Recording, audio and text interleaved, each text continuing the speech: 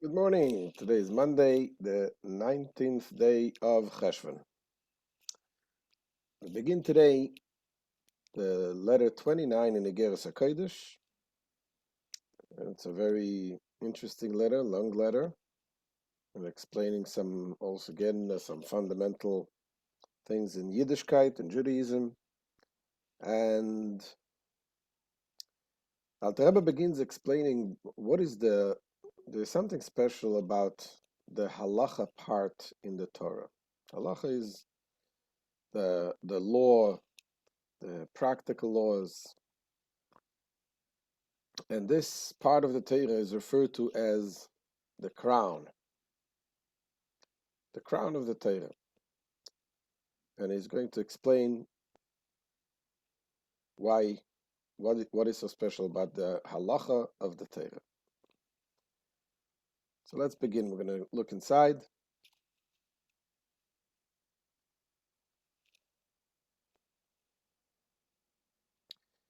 Now, the Rebbe begins by quoting a verse that says, Eishes Chayil Ateres Ba'ala. A woman of valor is the crown of her husband. Now, this is something that needs to be understood. Why? We know the way Hashem created us. We have the man and the woman. The man is the giver, the woman is a receiver. That's the natural way Hashem created us. And whatever you put into the woman, you receive in a much greater way. But still, it comes from the man. Here, when we're saying Eishes Chayil, the woman of Vala is Ateres Bala. Ateres Bala means the crown of her husband. And when we're saying that this is the crown represents something which is above the head, something which is in a higher level. And this is also, when we're talking about the Torah, is also considered the Hashem and the Torah, because the Torah is also considered like the wife. And it says Eishes Chayil Ateres Ba'ala also refers to the Torah. The Torah is also considered the crown. But more particularly, which part of the Torah, as we shall see, is referring to the halacha part of the Torah. So here the Alter Rebbe begins, Ise begemara perik daled de Megillah, in the Talmud, in the tractate Megillah, chapter 4, the Gemara says, Udeishtamesh betaga chalaf. He who makes use of the crown passes away from this world. What does that mean? This is a statement that it says in the Pirkei Avos also. And so it says, this applies to one who makes use of one who studies halacha, which is the crown of the Torah. There's a story in the Gemara that there was Reish Lakish, one of the sages. He was walking and there was a body of water he couldn't pass. And there was a man passing by that offered them to carry him on his shoulders. And he agreed. And then as they walk in the water, Shlakish asked him, "Did you study Torah? You study a lot?" And said, "Yes." So he says, "What? You study Torah and you have me carrying me? Drop me right here in the water." And he says, "Okay, why don't you teach me something?" And that's what he did. And he taught him. In any case, the point is that you're not supposed to make use of a Torah scholar. If you make use of someone inappropriately from a Torah scholar, it's chalaf, it passes away from the world. That's what it says. However, the point Alter Rebbe brings here is what the Gemara says, that what is the what is the one? The Taga means the crown. He refers to the Torah as the crown. And which part of the Torah says, Misha Shene Halachis? You want to study halachas, because the halacha is the crown of the Torah. So again, we need to understand why this is called crown. And he brings another example. It says,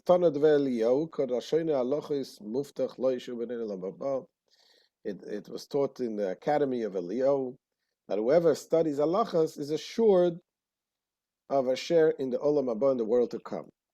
So again, we see some stress on halacha. We need to understand lama nikru halachas b'shem taga v'kisra shel Torah. This needs to understand why the halacha is referred to as the crown, or the crown of the Torah.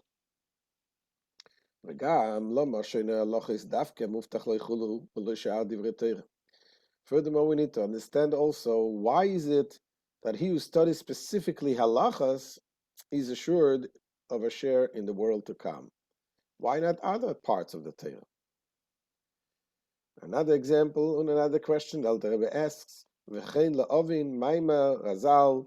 We need to understand as teaching of our sages of blessed memory, the Perik Yudal of the Menachos in chapter 11 of Tractate Menachot.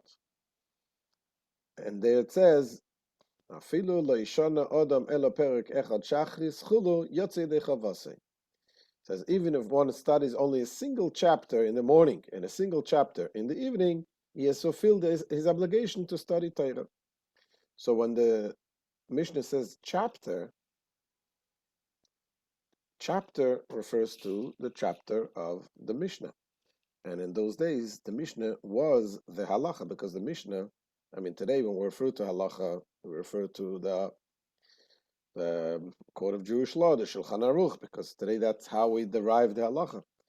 Back in the days of the Mishnah itself was the halacha. That's what they had.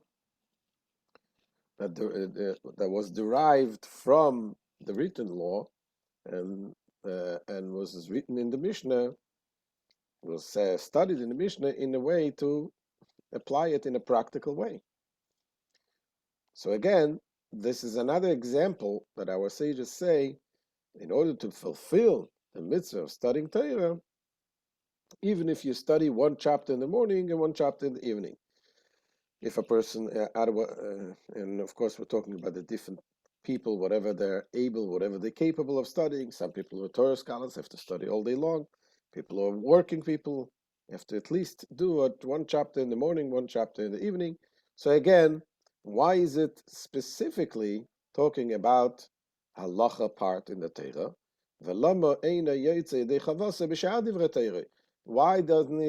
Why is one's duty not fulfilled by other Torah subjects?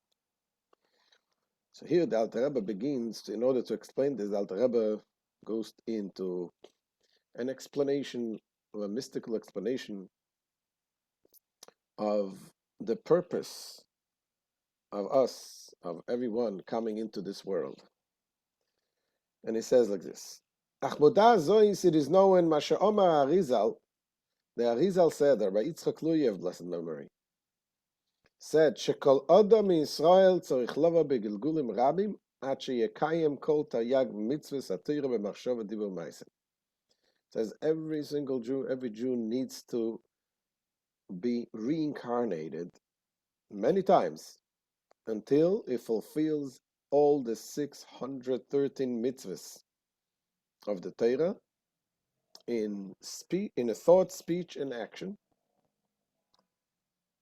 Lehashlim levushay nafshoy uletaknom shelo yeheh levushay dechasre. Why is it needed? Why does one need to fulfill all of the 613 commandments? This is in order to complete the garments of his soul and to correct them so that no garment will be incomplete. Levad mitzvahs atluyis b'melech shu moitzi kol Yisrael kuklolos kulam, except the commandments that is incumbent only upon the king, because he discharges the obligation of all Israel, as he is a corporate collective of them all. So what is he saying? So, but basically, so he's saying that every Jew needs to fulfill all of the 630 commandments. However, that's not possible. Not every Jew. There's no such thing as a single Jew fulfilling all the 630 mitzvahs. Why not? Because there are certain mitzvahs that you can, that are, for example, a kohen can only fulfill certain mitzvahs, the offering in the temple, and so there are certain mitzvahs that a kohen cannot do. For example, a kohen cannot fulfill the mitzvah of pidyon habeni, cannot fulfill the mitzvah of redeeming his son, because a kohen is exempt. And so there is other mitzvahs that some mitzvahs that people don't have a field, they cannot fulfill the mitzvahs that applies to the agricultural mitzvahs. So it's impossible that one person should fulfill all of the mitzvahs in one lifetime.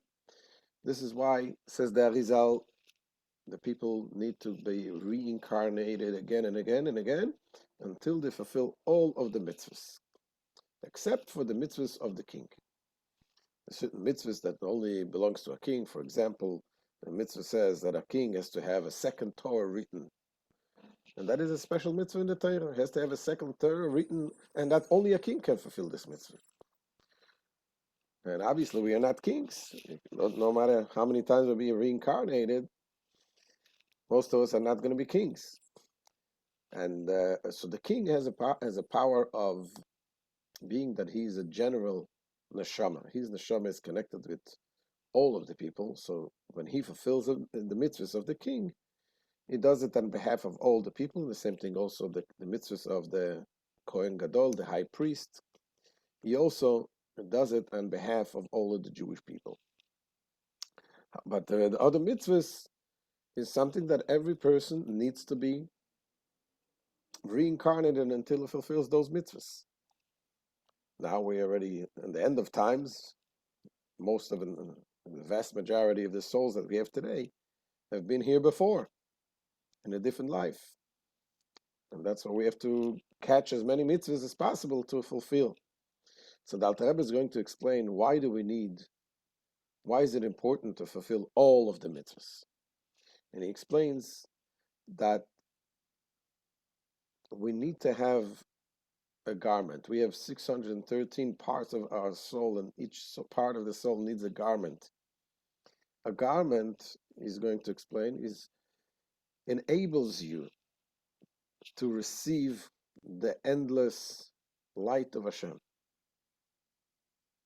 A light that cannot be contained unless you have this garment, and the mitzvahs create this garment so you can have this benefit, this endless light from Hashem.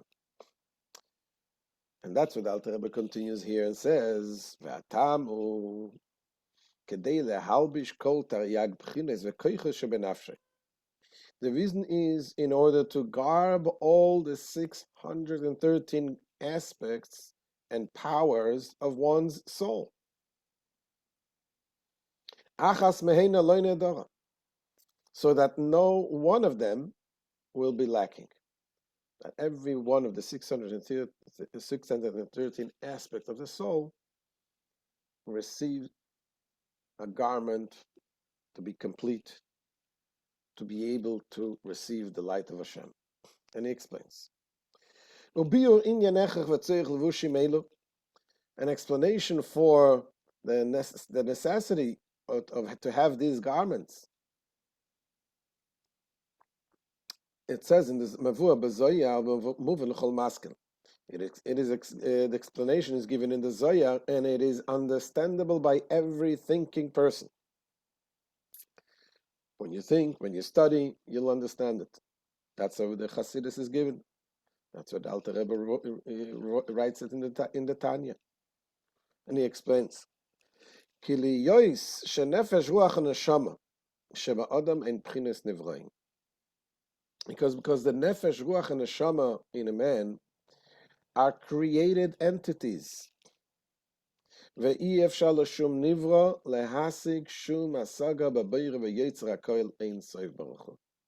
So being that we are created entities, and we are inherently limited.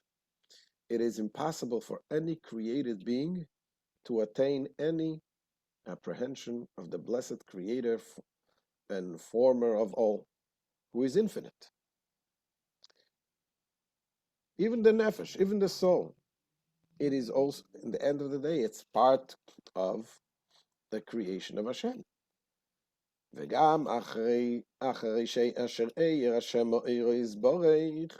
Moreover, it says, even after God has radiated a glimmer of His blessed light, and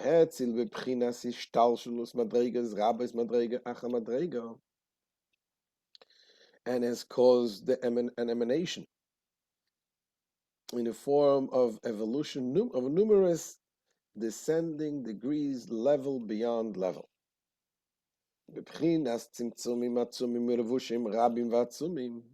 By way of intense contractions and numerous and immense garments that obscure godliness.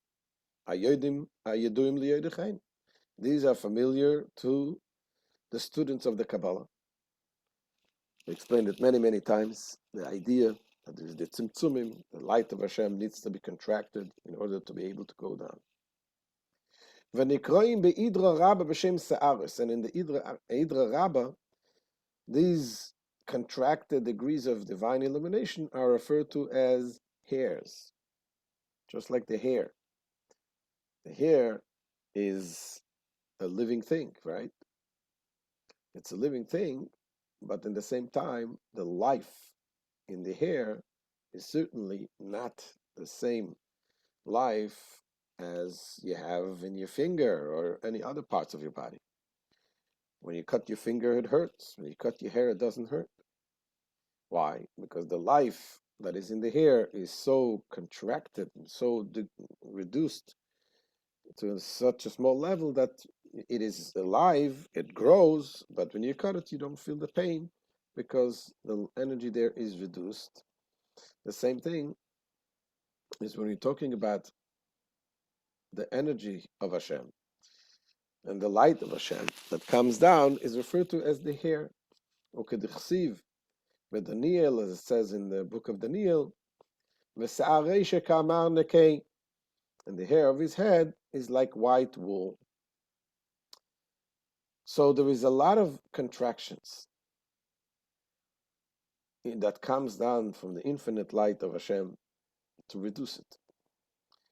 Nevertheless, no matter how many contractions there is, still, at the end of the day, it is still a reduced light of the infinite light. And no matter how many times you reduce it, then the created being, like the soul, is not capable of containing this light, because it is still intensely godly and infinite light, even if it's reduced.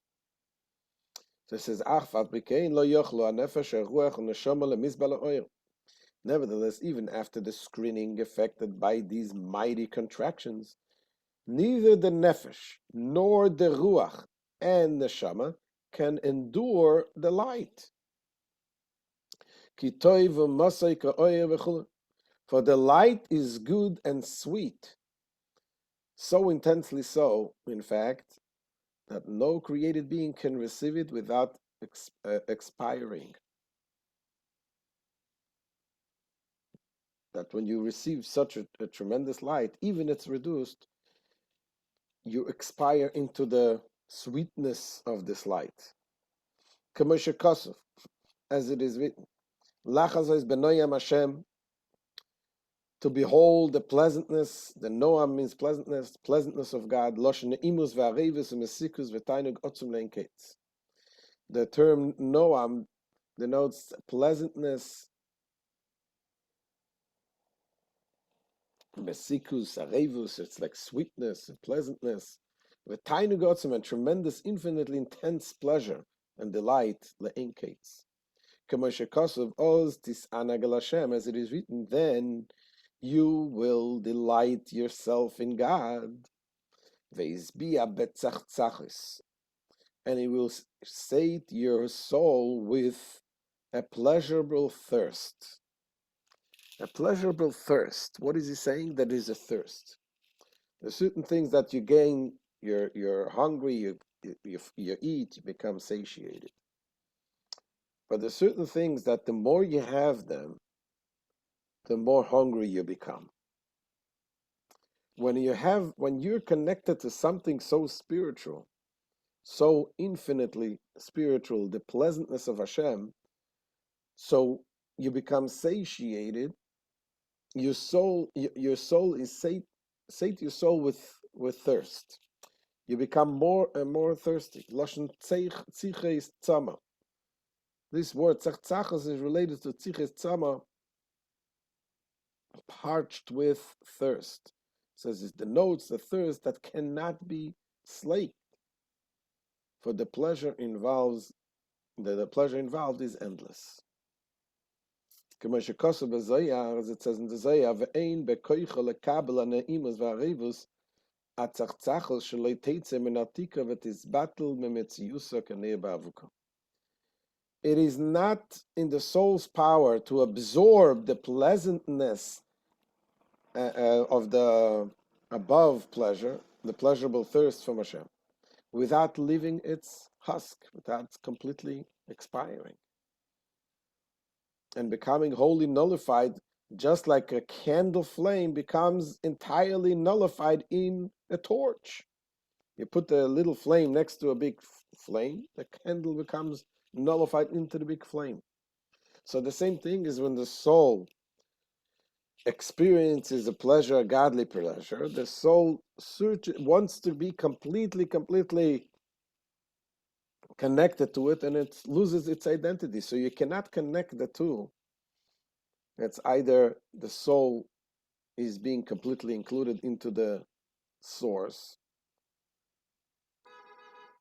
So the soul cannot remain as a soul that enjoys the pleasure of the pleasantness of Hashem.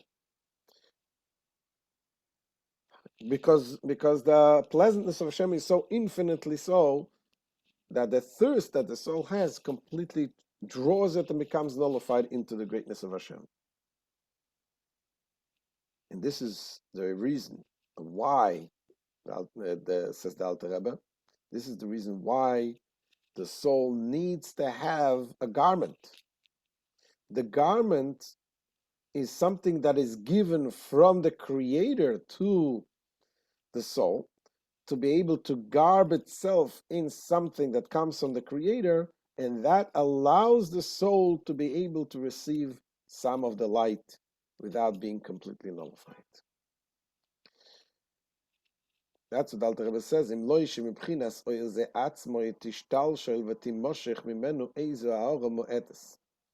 Were it not that from this very light there will evolve and issued forth some minute radiance, by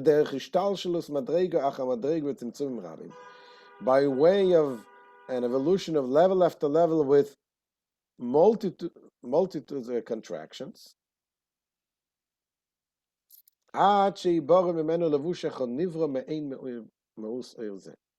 until a single garment is created in this contracted light, a creation that is akin to the nature of this light, in which to garb the nefesh, ruach, and neshama. Just to give an example, is when you talk, sometimes you have children listen to adult talks. Let's say a child that you're talking about,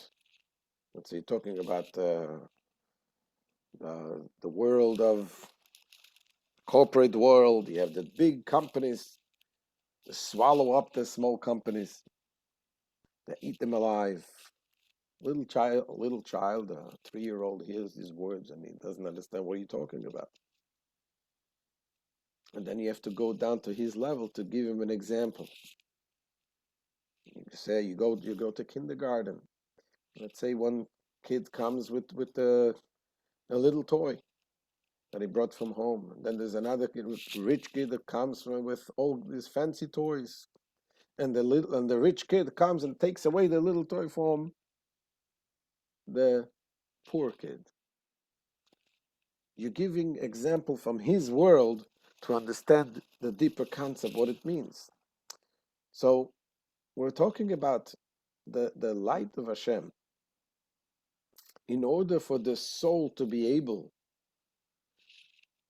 to receive the light of Hashem without being completely nullified, you have to give it the garment that comes from the infinite light of Hashem himself. And that's what Alter Rebbe is going to explain. And this is what the garments that the soul needs is the mitzvahs, is the halachas. That's what's going to explain in tomorrow's shir. But let's continue here what Alter Rebbe says here. So that through this garment, the neshama is able to receive that it should not be completely nullified. Derech levush zeh, shumein oyer zeh tuchal ernus miziv oyer zeh lasig velot izbat l'mtzius by way of this garment, which is akin to this light, the soul can derive enjoyment from the ray of this light and apprehend it without becoming wholly nullified out of existence.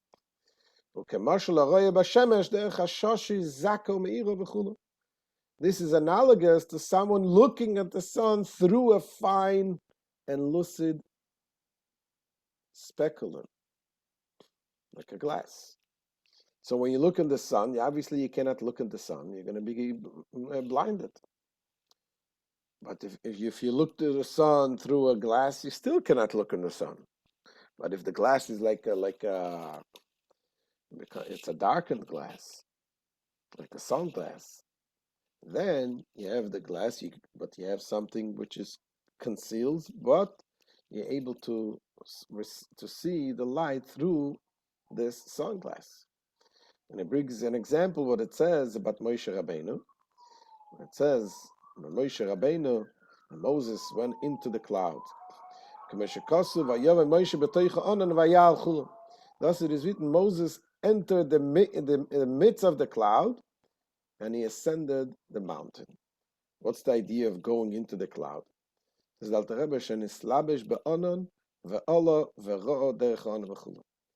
That is, he vested himself in the cloud and ascended and saw by way of the cloud. Which just means that the cloud served as a garment by means of which Moses was able to receive the revelations on Sinai.